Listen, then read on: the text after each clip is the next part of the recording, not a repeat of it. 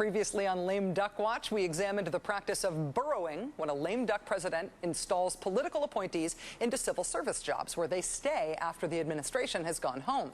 Take the case of Todd Harding. According to the Washington Post today, Mr. Harding is a 30-year-old government major and former chair of the Kentucky Federation of College Republicans. He was a political appointee, but he just got a permanent civil service job with NOAA, the National Oceanic and Atmospheric Administration, the agency that warns us about, hurricanes and tsunamis. In an email to colleagues, Mr. Harding describes his brand new job as, quote, space-based science using satellites for geostationary and meteorological data. A 30-year-old government major. Remember that next hurricane season.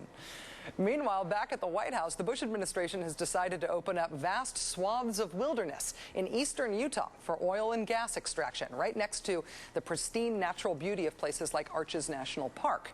Remember this crowd? Go! Woo!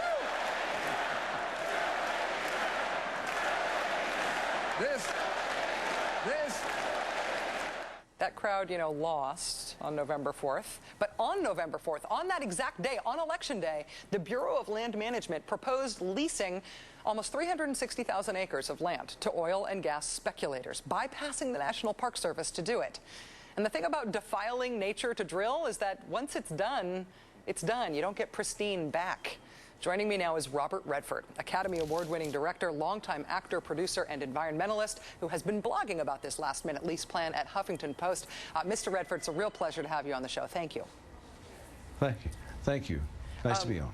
You've got a lot of experience in this field. You've been fighting on behalf of wilderness protection since the early 70s. Do you think these last-minute lease plans are really serious? Do you think they'll get away with it? Well, I don't know. I think they're serious because they've been serious all along. I mean, look, Bush's policies have been, environmental policies have been a disaster. But that's no surprise when you look at the history of what he's done since he came in. So I think they're totally serious.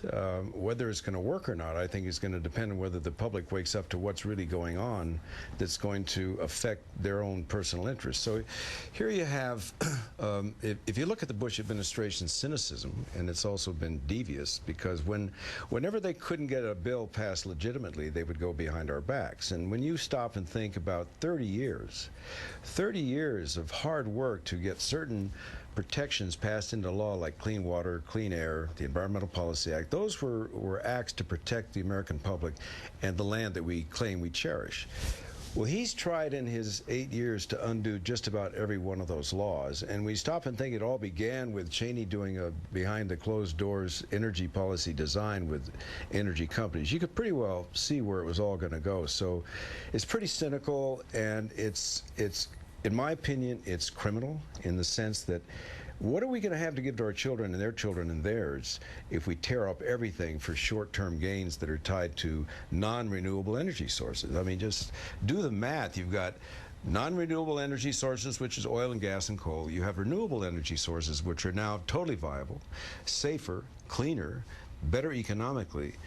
What are we going to invest in? Like Rendell, Governor Rendell was just talking about investing in the future. Well, what kind of an investment in our future is drilling, thinking we can drill ourselves out of this mess? And the thing that really is awful, I mean, really, really deeply awful, is what it's doing behind the American public's back. The cynicism of designing a plan like this, putting out oil leases, gas leases, coal leases, and 360,000 acres that surround national parks and monuments and canyons and rivers, is pretty devastating in terms of the pollution and the economics of it and so forth.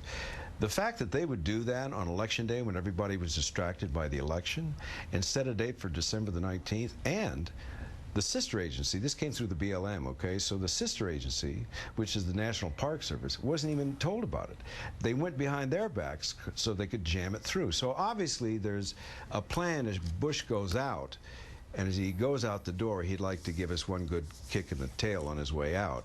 This, to me, is the most cynical, very dangerous, and as you said, Rachel, that once it's done, it's intractable. And so I'm mad, the American people are mad, and we can stop this. I mean, President-elect Obama has a plan to go in a forward direction, not a backward direction, like Bush is proclaiming. So just as the guy's coming into office, this guy tries to sneak one past us before the guy can even take office.